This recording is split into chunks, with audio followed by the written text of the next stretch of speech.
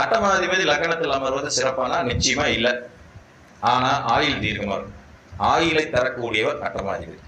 அப்ப ஆயுள் தீர்க்கமா இருக்கும். வாழ்க்கையில திடுக்கிடும் திருப்பங்கள் இருக்கும். செய்யத்தகாத செயல்களை திடீர்னு செஞ்சுட்டு ஒரு அவமானத்தை சந்திக்க வேண்டிய சூழ்நிலை, விபத்து, கண்டங்கள், ஒவ்வொரு தடவையும் ஏதாவது ஒரு அசிங்க அவமானத்தை சந்திச்சுட்டு அதன் பிறகு அதிலிருந்து மீண்டு வெளியேறதுங்கிற விதி இருக்கு.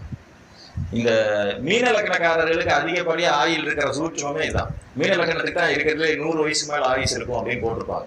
மற்ற லக்னங்களுக்கு அவ்வளவு ஆயுள் பலம் இருக்காது. மீன லக்னத்துக்கு ஏன் இவ்வளவு ஆயுள் பலம் இருக்குன்னா, அங்க சுக்கிரன் உச்சமாவார். அட்டமாதிபதி எட்டுக்குடையவர் உச்சமாகிற வீடுங்கிறதுனால இந்த மீன லக்னக்காரங்களுக்கு ஆயுள் தீர்க்கமா இருக்கும். அப்ப ஆயுளை தீர்க்கமாக கொடுத்து அவமானத்தையும் அசிங்கத்தையும் அவப்பெயரையும் செய்வான் அட்டமாதிபதி லக்னத்தில் அமர்ந்தது. புரியுதுங்களா?